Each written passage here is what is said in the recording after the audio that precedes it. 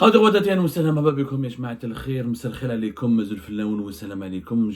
vous allez bien, j'espère que vous vous portez bien. L'émission que nous avions diffusée le 9 novembre avant-hier, concernant le climat de tension qui ne cesse de se dégrader entre l'Algérie et le Maroc et les déclarations inquiétantes et alarmantes du chef de la diplomatie marocaine, Nasser Bourita, sur l'éventualité d'une guerre entre l'Algérie et le Maroc, les accusations portées officiellement par les autres parents responsables marocains, qui est Nasser Bourita, qui impute à l'Algérie une volonté manifeste de déclencher une confrontation militaire avec le Maroc. Cette émission a suscité beaucoup de réactions. Je m'en réjouis. Je m'en réjouis parce que nous sommes, je le dis en toute modestie, mais malheureusement, en tout cas du côté algérien, même du côté marocain, il faut le dire, l'un des rares médias qui essaie de faire de la pédagogie, de l'apaisement, qui appelle à la réconciliation, à la négociation, qui essaie d'expliquer les faits sans accabler les uns et les autres, de faire preuve de droiture, d'objectivité. Alors, après cette émission, j'ai eu beaucoup de débats avec des amis et des sources algériennes. Et je me suis dit, c'est bien de continuer avec notre émission pour mettre les points sur les i, pour apporter des explications. Même des amis marocains m'ont contacté. Et chacun a apprécié selon ses valeurs, selon sa vision, selon son idéologie, selon sa pensée, ce que nous avons dit pendant plus d'une trentaine de minutes. Pourquoi la guerre, pourquoi on en est arrivé à ce stade de tension entre les deux pays où la première fois une confrontation militaire directe est envisagée alors que aucun des dirigeants des deux pays, aucun des régimes des deux pays n'a pu envisager cette option dangereuse et chaotique depuis 1976, la dernière année où il y a eu des escarmouches, des affrontements isolés militaires d'une ampleur extrêmement limitée entre l'Algérie et le Maroc à travers les batailles d'Amgala 1 et d'Amgala 2. J'ai expliqué le rôle d'Israël, comment Israël a déséquilibré les rapports de force, l'impact de l'accord militaire entre Israël et le Maroc, et l'importance. Ensuite, j'avais fait une deuxième émission pour proposer des solutions de paix et de médiation en accent sur l'Union africaine, l'Union européenne. Mes propositions, nos émissions ont suscité énormément de réactions.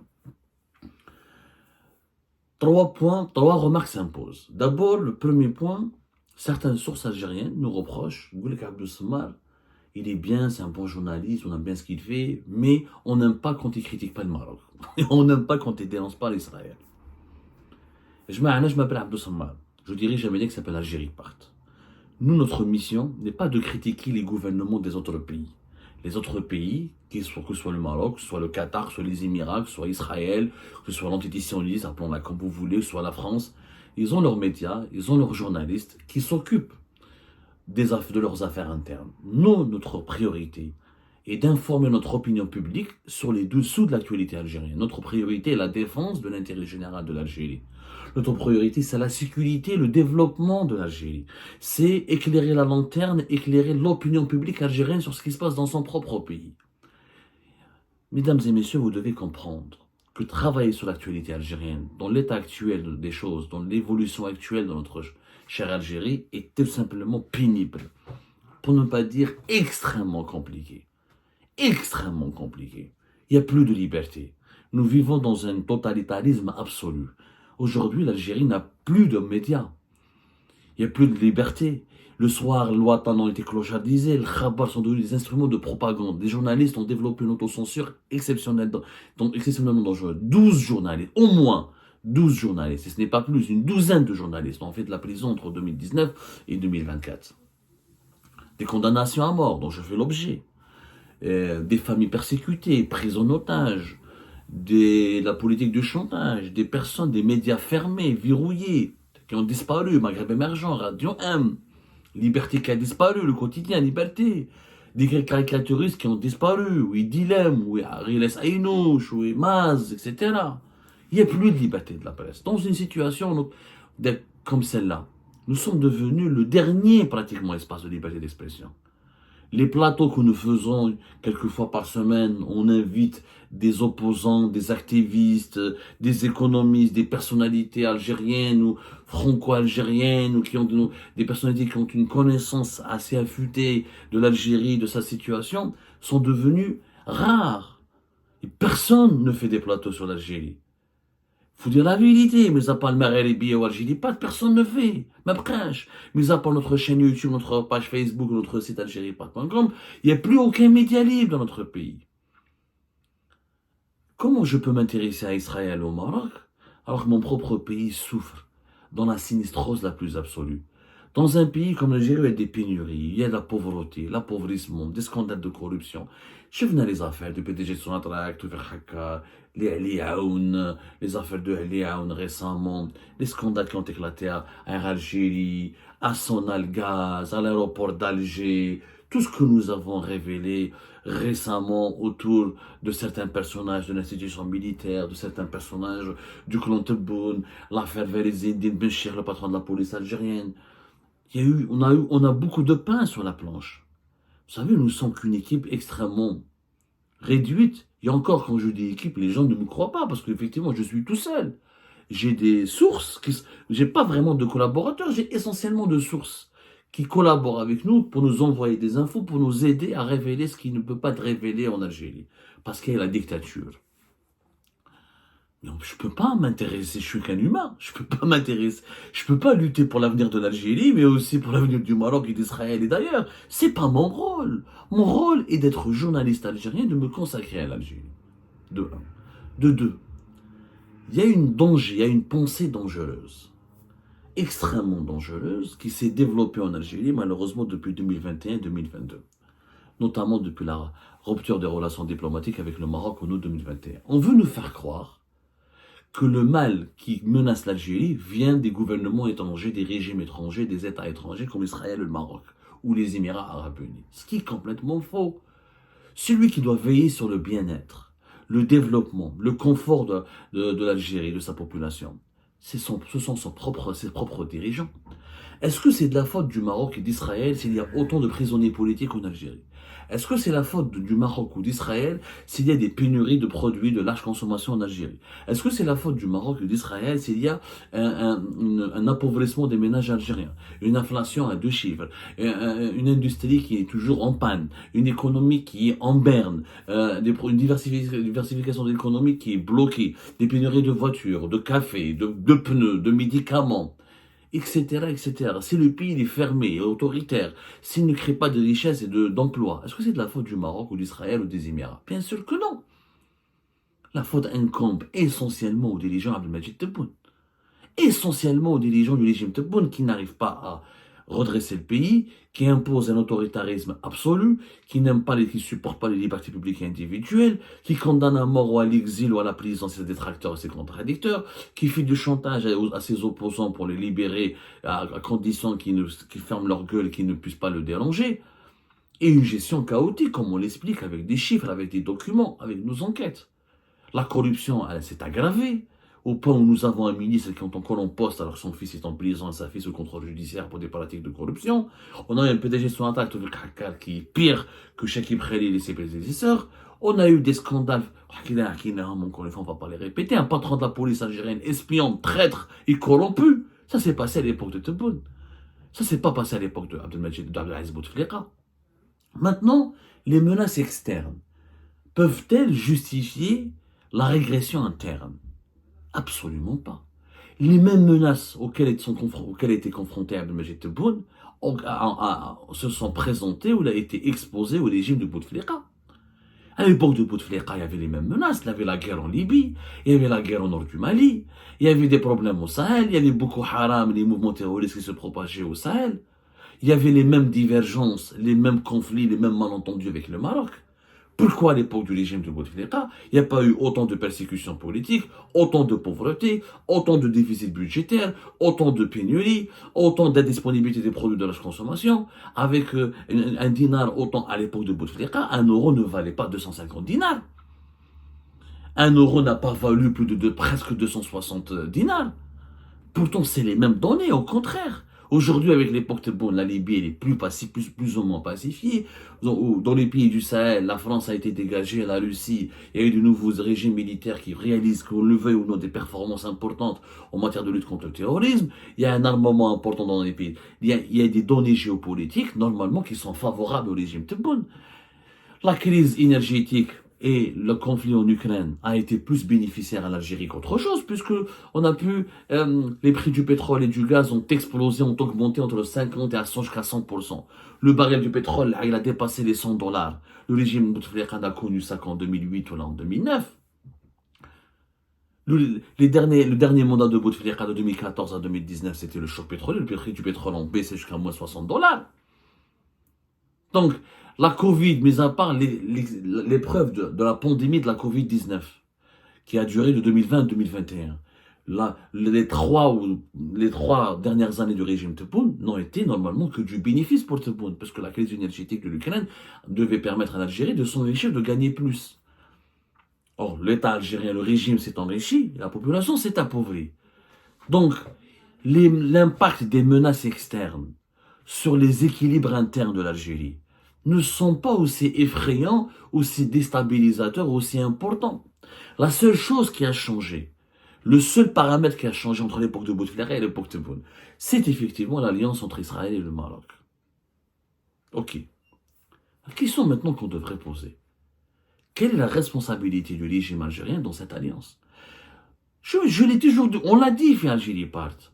Et on a invité à ce débat. Si l'Algérie n'avait pas maintenu, si le régime algérien n'avait pas maintenu sa politique extrêmement hostile contre le Maroc, en faisant de la question du Sahara occidental une cause nationale, en armant toujours le Polisario, en soutenant éternellement le Polisario, en refusant tout compromis avec le Maroc concernant la question du Sahara occidental.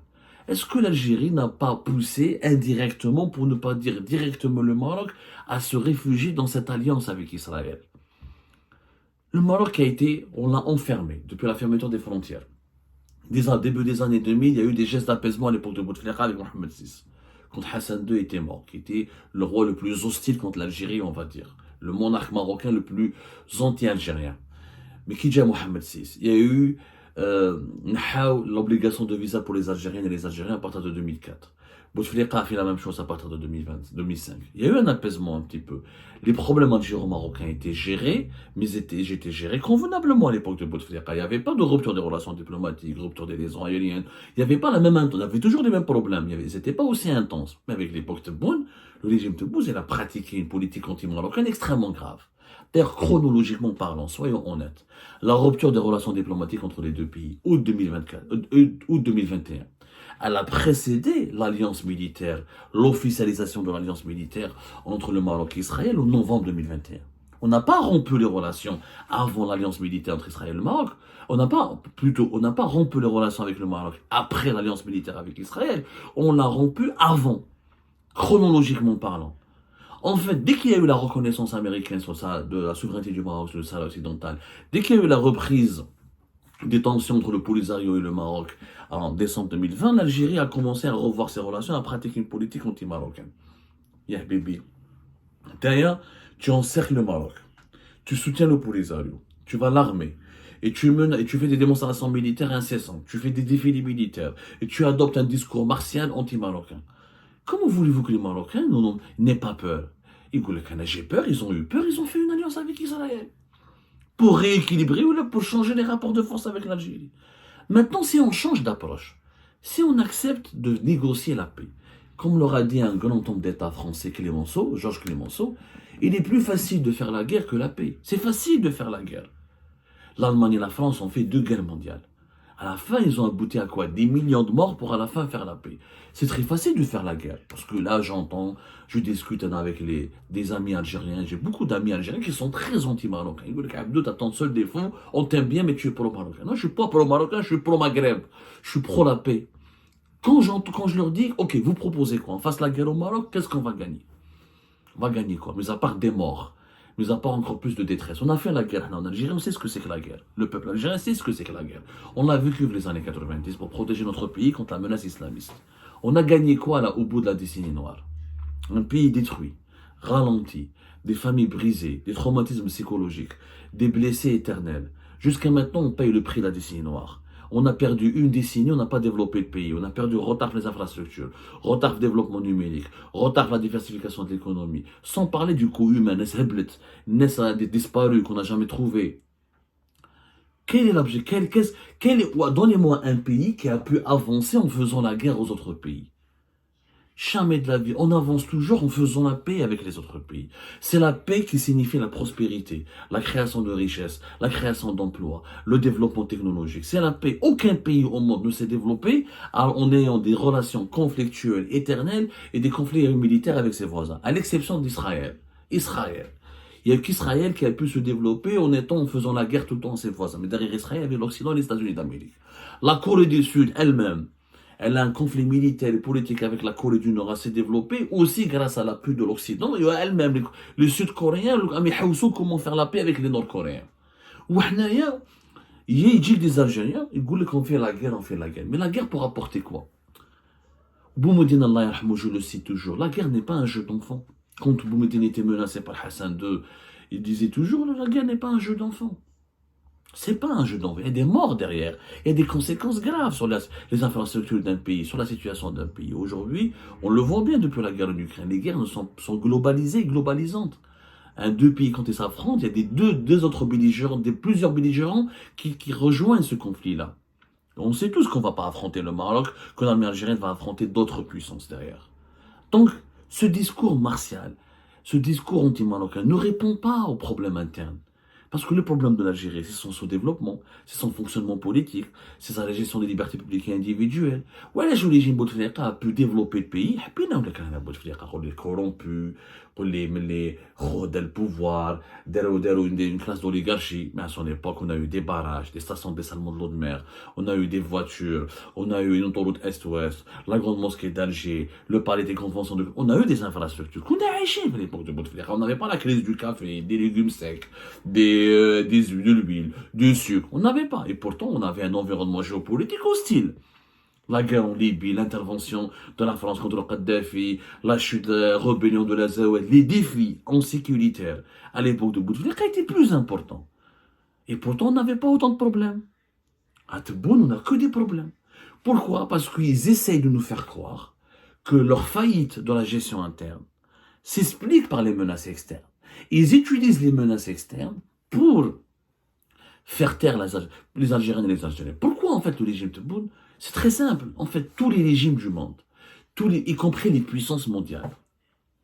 Alors Donald Trump, c'est le premier patron de l'armée la plus puissante du monde. Il ne veut pas faire la guerre. Il veut négocier avec la Russie une issue avec l'Ukraine. À l'époque de Donald Trump, il n'y a pas eu de guerre. Même les États-Unis d'Amérique, qui sont la première puissance au monde, ils préfèrent négocier. Parce que c'est le plus difficile de faire la paix.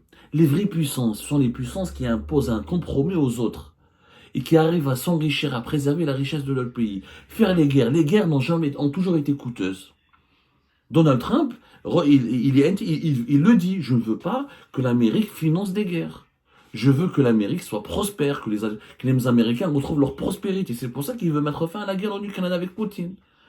Donc, le régime Tebboune, s'il était vraiment se préoccuper du bien-être et de la sécurité et du développement de l'Algérie, il faut négocier un compromis avec le Maroc. Il faut directement négocier avec les Marocains. On sait tous que leur faire la guerre au Maroc, les deux pays seront perdants. Et personne ne gagnera. Personne ne gagnera. Il faut donc négocier. Tous les pays, même la Syrie, ils ont négocié. La Corée du Sud veut négocier. Le Japon veut négocier. Les États-Unis veulent négocier avec Donald Trump. Tout le monde veut négocier. Tous les conflits finissent par, avant même de débuter, on essaie de négocier. Tout le monde veut éviter les conflits. Parce que les conflits militaires n'aboutissent qu'à des morts, à de la destruction, et ça ramène jamais rien. Ça ramène absolument. L'exemple de la Libye, de la Syrie, de l'Irak, chef dans les conflits militaires sous Gaza. Qui est l'Algérien qui voudrait que l'Algérie devienne la Libye? Quel est l'Algérien et l'Algérien qui souhaite à ce que son pays soit comme la Syrie ou comme l'Irak? Ou comme le Yémen? On ne veut pas que notre pays soit un échiquier où les puissances mondiales font leur règlement de compte sur notre dos. puisque on a des diplomates, on a une possibilité de négocier avec les Marocains. Tu veux pas, a proposé une médiation de l'Union Européenne. Et bien, alors que l'Union Européenne, les deux pays les plus importants, l'Espagne et la France, reconnaissent la marocanité du Sahara occidental. C'est pas possible. Ok, mais déjà la médiation de l'Union Européenne, fais la médiation de l'Union africaine.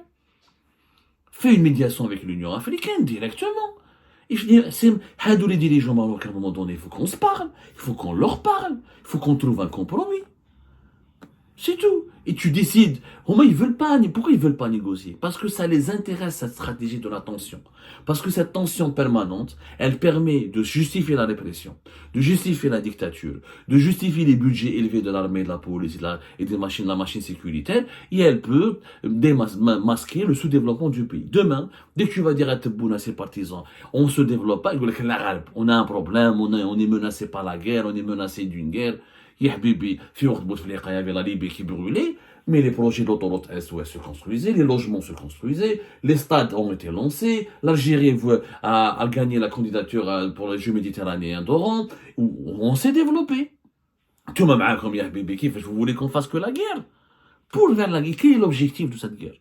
Vous voulez qu'on occupe le Sahara occidental? Vous voulez que la Sahara occidental soit intégrée au territoire algérien? Et là, nous avons déjà le plus grand Sahara du monde. Nous avons pratiquement avec l'Australie et les États-Unis le plus grand désert du monde. Et là, notre propre territoire, on est déjà un pays, continent, on n'a pas développé. Ou un territoire en plus.